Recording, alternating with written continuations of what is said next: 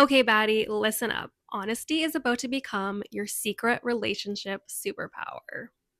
Welcome to the Lumatherapy podcast. I'm Tori Myskiw, and today we're talking about how honesty doesn't ruin relationships. It actually makes you irresistible. If you've ever swallowed your truth just to keep the peace, avoided saying what you really want, or stayed quiet just to be liked, then this episode is for you. Because real chemistry isn't based on pretending, it's built on clarity and being you. Last episode was about protecting your energy with your boundaries, and today we're talking about that confidence and making it irresistible in your relationships. Honesty doesn't push people away, it filters out the wrong ones.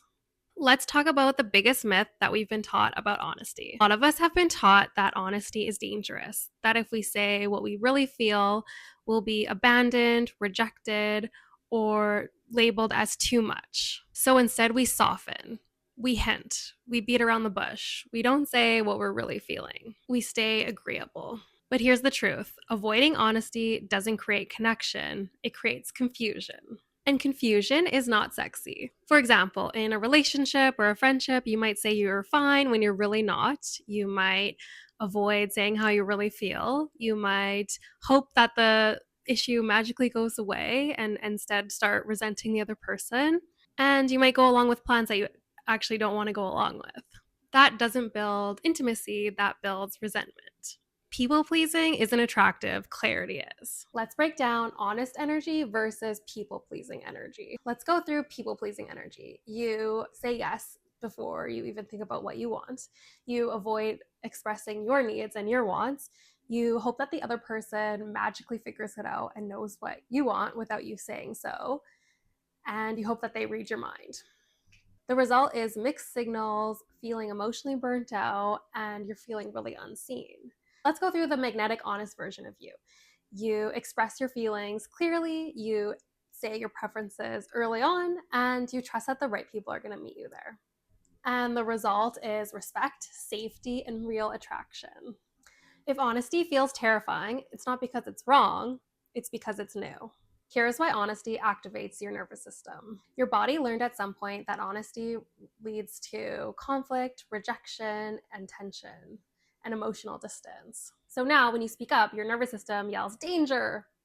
But discomfort isn't a red flag. It's actually a sign that you're growing.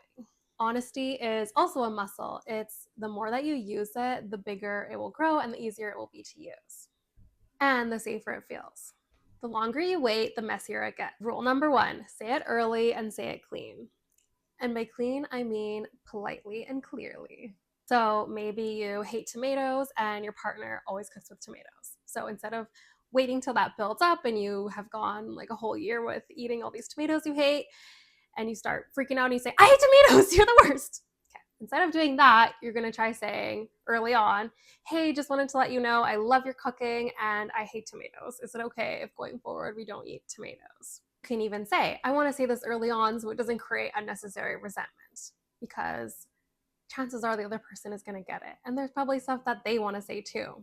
Honesty early on does feel awkward, and that's okay. That's part of you getting to know the other person and them getting to know you. Late honesty feels explosive. That's when we've waited too long and the tension's rising and our blood is boiling and we snap at the other person. That's not helpful. That's not what we want. So choose that awkward early honesty over that later explosive honesty when you can. You don't need a TED Talk to be honest. Rule number 2, be honest without over-explaining yourself. Over-explaining is actually anxiety and not kindness. Okay, let's say that again. Over-explaining is actually your anxiety. It's not you being kind. You're allowed to be clear without convincing anyone. You're not convincing someone of your worth. You're just being honest to share some information about you. Okay, let's say, for example, just saying that doesn't work for me is a full sentence. That's enough. You can just say that. Let's go through an example so it's a little bit clear what I'm talking about. When we over-explain, we're trying to convince someone else of our worth. That's not the point of honesty. The point of honesty is to show up as you and share different parts of you with another person and give them a chance to see who you are. It's not to apologize for being you. It's not to apologize for being you or to apologize for those parts of you. Okay, here's the example. Imagine someone asks you on a date to go rock climbing and you're terrified of heights. Okay, so maybe the old version of you might either go rock climbing with them and be miserable the whole time, or they might say, oh my goodness, I'm so sorry. I'm, like really scared of heights. And yeah, if that's okay, can we not go rock climbing? I'm sorry, but it's okay. Like, I know I'm really scared of heights, and yeah, like I'm sorry though. Are you sure it's okay if we don't go rock climbing?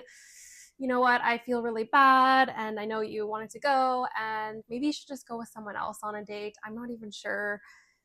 Yeah, I feel really bad. I'm sorry that I'm scared of this, and I don't even want to tell you. And yeah, I'm really sorry. Yeah. Okay. Now the other person has to comfort you. They have to say they're not even sure how to respond because they were just asking you to go do a fun date. So now they're trying to comfort you and say, it's okay, it's not a big deal, don't worry, are you okay? We can do something else. They're kind of coming in to the rescue.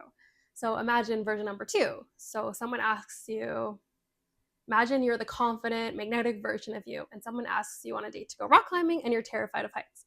So you're probably going to say something like, thank you so much for inviting me on this date to go rock climbing. I'm actually terrified of heights, so we're going to have to do something else.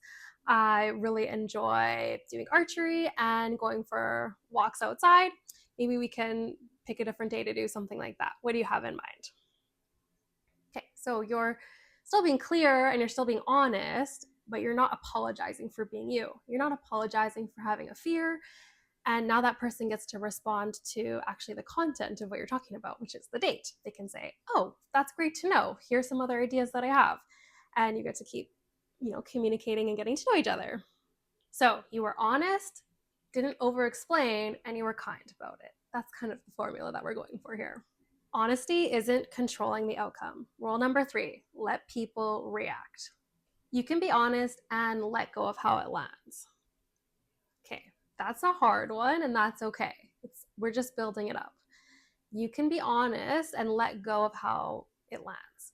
This one ties into over explaining a little bit because we're not apologizing for being honest.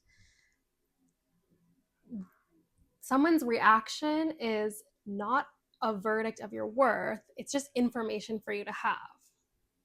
So if somebody reacts badly, that's information that you have now. Do I want to use that information and decide I'm not going to spend time with them anymore? That's up to me. Or maybe I'll set some boundaries to them. That's up to me. But how they react isn't an indication of your worth. It doesn't mean you're less of a person because they reacted badly. That's helpful to remember before we have a tough conversation. The right people adjust and the wrong people resist. The right people adjust to what you're saying and the wrong people resist and make you feel bad. And the right people are going to feel aligned. The right people adjust to what you're saying, and the wrong people make you feel bad for what you're saying. And you're going to have clarity by that information no matter which way it goes. Real connection doesn't require self-abandonment. Let's talk about authentic connection versus codependency. Codependency says, I'll be who you want me to be so you don't leave. That's our anxious attachment style coming in. That's our anxiety. That's not us being our most magnetic baddie self. That's us folding into pretzels to make somebody else happy. Authentic connection is this is who I am, take it or leave it. Only one of these creates real connection. Here are a few small honesty experiments that you can try out this week. Okay, number 1, say no once without explaining. Number 2, share a preference you usually hide. Number 3 is express a boundary early and calmly. And number 4 is ask for what you actually want. Small honesty builds confidence. Being honest won't cost you the right relationships. It will strengthen and enhance them. If someone only likes you when you're quiet, agreeable, and easy, then they don't really like you. Okay, let that sink in. If someone only likes you when you're quiet, agreeable, and easy, twisting yourself into pretzels, then they don't really like you and they don't really know you. If this episode resonated, share it with someone who you think would also like it. And don't forget to subscribe because we're doing this together. Okay, thank you so much. Bye.